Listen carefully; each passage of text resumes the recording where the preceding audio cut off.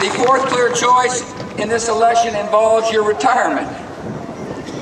Our nation has made a solemn commitment to America's seniors on Social Security and Medicare.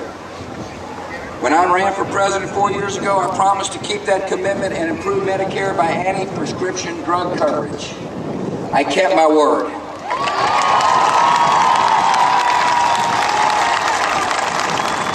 Seniors are now getting discounts on medicine with drug discount cards. Low-income seniors are getting $600 help this year and $600 help next year to help them afford prescription drugs. And beginning in 2006, all seniors will be able to get prescription drug coverage under Medicare.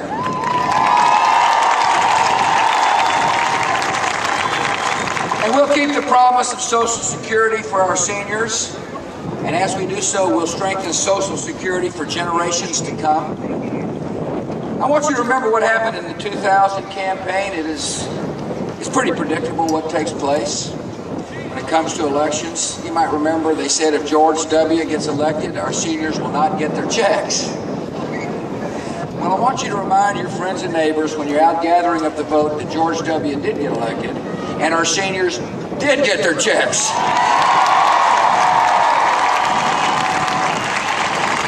And our seniors will continue to get their checks under Social Security no matter what the politicians try to scare you with. Baby boomers like me are in pretty good shape when it comes to the Social Security Trust, but we need to worry about our children and our grandchildren. We need to worry about whether the Social Security system will be there when they need it. And that's why I think younger workers ought to be able to take some of their own money and put it in a personal savings account that'll earn a better rate of return, a savings account they call their own, a savings account that the government cannot take away.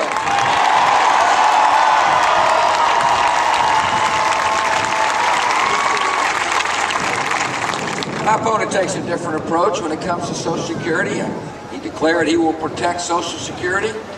But I want you to remind people that he voted 8 times for higher taxes on Social Security benefits. And when it comes to the next generation, he hadn't offered anything at all. When it comes to strengthening Social Security, the job of a president is to confront problems, not to pass them on to future generations and future presidents in a new term. I'll bring people together and strengthen the Social Security system for generations to come.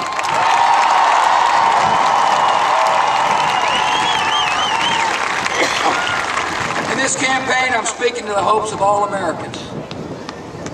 The president's job is not to lead one party, but to serve the entire nation.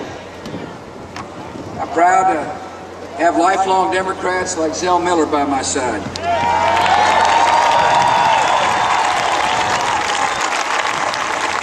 And he's joined by millions of other Democrats across our country who support our ticket. As the citizens of this nation prepare to vote, I want to speak directly to the Democrats. I'm a proud Republican, but I believe my policies appeal to many Democrats. In fact, I believe my opponent is running away from some of the great traditions of the Democrat Party. If you're a Democrat and you want America to be strong and confident in our ideals, I'd be honored to have your vote.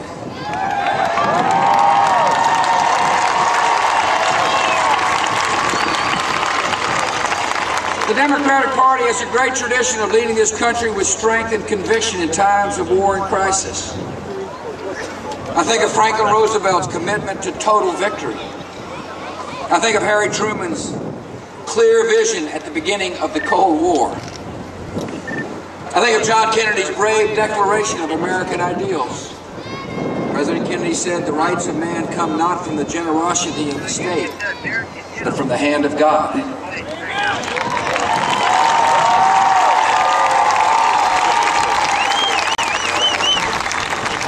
Many Democrats look at my opponent and wonder where that great tradition of their party has gone. My opponent takes a narrow, defensive view of the war on terror.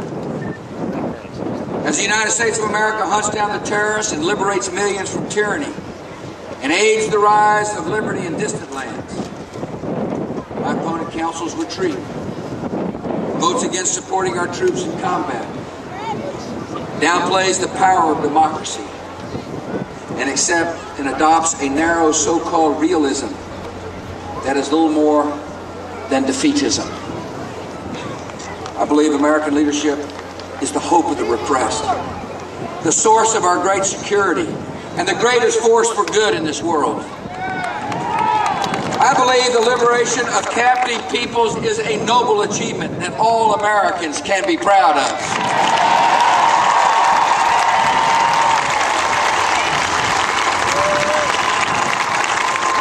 If you are a Democrat who wants America to lead with strength and idealism, I would be honored to have your vote.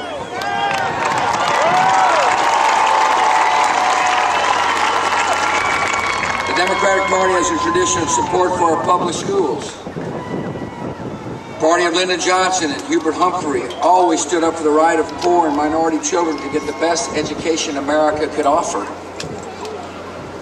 Many Democrats look at my opponent and wonder where that firm conviction has gone. Just as teachers and principals across America are lifting the sights of our schools and raising the test scores of minority children, my opponent is talking about weakening the standards and going back to the old days of stagnation and excuses for failure. I got into politics and I ran for governor of Texas because I wanted to challenge that soft bigotry of low expectations. I didn't want to stand by and watch another generation of students miss out on the opportunity of our great country. When I came to Washington, I made schools my first domestic priority. We've increased funding to record levels. We're demanding results for our children of every background.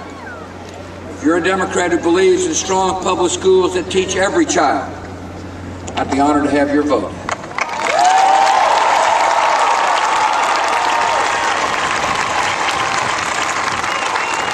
Americans of both political parties have always had respect and reverence for the institution of marriage. Never in our history has marriage been a partisan issue. It's not a partisan issue today. Yet many Democrats look at my opponent and wonder, where's his commitment to defending the basic institution of civilization? He says he supports marriage, but he'll do nothing to defend it. My opponent even voted against the Defense of Marriage Act, which defined marriage as between a man and a woman. More than 2/3 of Democrats in the Senate supported that act, and President Bill Clinton signed it into law. On the issue of protecting marriage, the senator from Massachusetts is outside the mainstream of America and outside the mainstream of the Democratic Party. I believe that our society must show tolerance and respect for every individual. And I do not believe this commitment of tolerance requires us to redefine marriage.